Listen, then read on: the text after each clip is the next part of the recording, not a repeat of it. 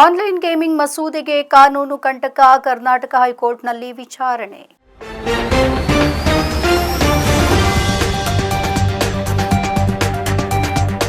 ಭಾರತದಲ್ಲಿ ಎಲ್ಲಾ ರೀತಿಯ ಆನ್ಲೈನ್ ಹಣದ ಗೇಮಿಂಗ್ಗಳನ್ನು ನಿಷೇಧಿಸುವ ಸಲುವಾಗಿ ಹೊಸದಾಗಿ ಜಾರಿಗೆ ತರಲಾಗಿರುವ ಕಾನೂನನ್ನು ಪ್ರಶ್ನೆ ಮಾಡಿ ಪ್ರಮುಖ ಆನ್ಲೈನ್ ಗೇಮಿಂಗ್ ಕಂಪನಿ A23 ಸಲ್ಲಿಸಿರುವ ಅರ್ಜಿಯನ್ನ ಕರ್ನಾಟಕ ಹೈಕೋರ್ಟ್ ವಿಚಾರಣೆಯನ್ನ ನಡೆಸಲಿದೆ.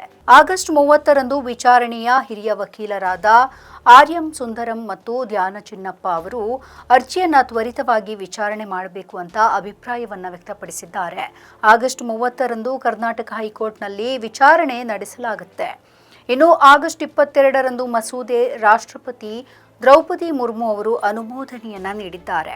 ರಮ್ಮಿ ಮತ್ತು ಪೋಕರ್ ಆಟಗಳನ್ನು ಹೊಂದಿರುವ ಈ ಪ್ಲಾಟ್ಫಾರ್ಮ್ಗಳನ್ನು ಮಸೂದೆಯ ವಿಚಾರವಾಗಿ ಕರ್ನಾಟಕ ಹೈಕೋರ್ಟ್ನಲ್ಲಿ ಅರ್ಜಿ ಸಲ್ಲಿಸಿದ್ದು, ಈ ಕಾನೂನು ಆನ್ಲೈನ್ನಲ್ಲಿ ಕೌಶಲ್ಯವನ್ನು ಬಳಸಿಕೊಂಡು ಆಡುವಂತಹ ಕಾನೂನಾತ್ಮಕ ಆಟಗಳನ್ನು ಕೂಡ ಅಪರಾಧ ಅಂತ ಪರಿಗಣಿಸುತ್ತೆ.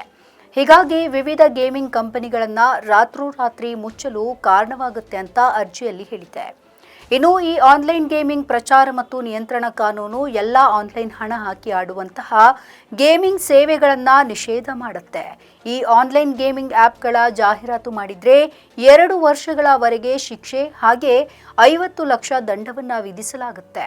ಇನ್ನು ಇದನ್ನ ಮತ್ತೆ ಮಾಡಿದರೆ 3 ರಿಂದ 5 ವರ್ಷದವರೆಗೆ ಜೈಲು ಶಿಕ್ಷೆ ಮತ್ತು 2 ಕೋಟಿಯವರೆಗೆ ದಂಡವನ್ನು ವಿಧಿಸಬಹುದಾಗಿದೆ.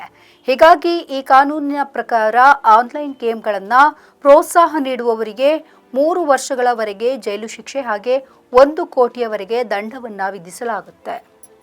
ನಮ್ಮ ಈ ವಿಡಿಯೋ ನಿಮಗೆ ಇಷ್ಟ ಆದಲ್ಲಿ ಲೈಕ್ ಮಾಡಿ, ಶೇರ್ ಮಾಡಿ, ಕಮೆಂಟ್ ಮಾಡಿ ಮತ್ತೆ ಸಬ್ಸ್ಕ್ರೈಬ್ ಮಾಡಿ.